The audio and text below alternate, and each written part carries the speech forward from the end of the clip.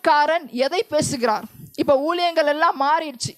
அவங்க ஸ்டைலுக்கு பேசுகிறாங்க, அவங்க வார்த்தைக்கு பேசுகிறாங்க, அவங்க வாயில் என்னென்ன வருமோ அதெல்லாம் என்ன செய்கிறாங்க? பேசுகிறாங்க. அவங்களுடைய சிந்தையில் என்னென்ன காரியங்கள் இருக்கிறோ அதையெல்லாம் பேசுகிறாங்க.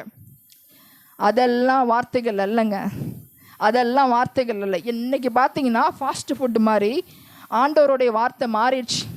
ஃபாஸ்ட் ஃபுட்டு சாப்பிட்டா சீக்கிரம் பரலோகத்தில் ஃபாஸ்ட்டாக போயிடலாம். காத்திருக்கிறது இல்லை, செபிக்கிறது இல்லை, முழங்கால் படிட்டு ஆண்டவர் சொல்கிறத கேட்கறது இல்லை. அதை தவிர்த்து ஊழியக்காரன்ட்ட போய் எனக்கு ஜெபம் பண்ணு, நீ எனக்கு என்ன சொல்கிற, எனக்கு என்ன பேசுகிறீங்க அப்படின்னு அதை நோக்கி என்ன செய்கிறாங்க? தலை காட்டுறாங்க. 10 வருஷம் விசுவாசியும் அங்கே தான் நிற்கிறான், 1 வருஷம் விசுவாசியும் அங்கே தான் நிற்கிறான். க்யூவில் லைன் போட்டு நிற்கிறாங்க. புரியுதுங்களா நான் பேசுகிறது? எவ்வளோ ஒரு கொடுமையான காலத்தில் நீங்களும் நானும் வாழ்ந்துட்டு இருக்கிறோம் பாருங்கள். 10 வருஷம் விசுவாசியும் ஊழியக்காரன்ட்ட லைனில் தான் நிற்கிறாங்க, 1 வருஷம் விசுவாசியும் எங்கே நிற்கிறாங்க? லைனில் தான் நிற்கிறாங்க. என்னங்க வித்தியாசம் இருக்குது? நாம் என்ன குறி கேட்குற கூட்டமா? இன்றைக்கி மாறிடுச்சு. வசனத்தை படிக்கிறது இல்லை, காலையில் செல்ஃபோனை பார்த்துட்டே வசனம். இன்றைய வசனம் என்ன? Today's God's words. என்னமோ ராசி பலன் பார்க்குற மாதிரி டெய்லியும் ராசி பலன் வரும்ல, என்னக்கா வரும் தானேக்கா?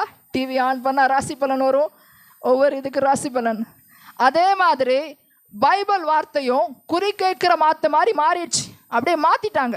பைபிளை படிக்கிறது இல்லை, வார்த்தையை மட்டும் செல்ஃபோனில் ஆன் பண்ணி வார்த்தையை மட்டும் பார்க்குறாங்க. தேவன் என்ன பேசுகிறாருன்னு கேட்குறது இல்லை. டைம் இல்லை, ஏன்னா கேட்டால் டைம் இல்லை, பிஸி ஷெட்யூல், பிஸியாக இருக்கிறேன், டைமே இல்லை. I have no time to study Bible, I have no time to meditate the word of God. இப்படி இருந்தால் எப்படி ரட்சிக்கப்பட முடியும்? முழுமையான ரட்சிப்பை பெற்றுக்கொள்ளவே முடியாது. ரட்சிப்பு என்பது ஒவ்வொரு நாளும் நாம் பெற்றுக்கொண்டே இருக்க வேண்டும். ஒவ்வொரு நாளும் அந்த ரட்சிப்பில் பூரண நிலையை அடையும் வரைக்கும் நாம் என்ன செஞ்சு கொண்டே இருக்கணும்? மனம் மாறிக்கொண்டே இருக்கணும். அதை விட்டுட்டு நான் ரட்சிக்கப்பட்டுட்டேன் அப்படின்னு சொல்ல முடியாது யாராலையும். ஒவ்வொரு நாளும் நம்ம என்ன செய்யணும்? மனம் புதிதாகிறதுனாலே மறுரூபம் ஆகிக்கொண்டே இருக்கணும். நம்ம என்ன செய்யணும்? ஒவ்வொரு நாளும் கர்த்தருக்குள்ள, அவருடைய வார்த்தைக்குள்ள எப்படி இருக்கணும்? மறுரூபம் ஆகணும். டிரான்ஸ்ஃபிகரேஷன், மறுரூபம். அவருடைய வார்த்தைக்குள்ள நம்ம எப்படி இருக்கணுமா? மறுரூபமாக இருக்கணும்.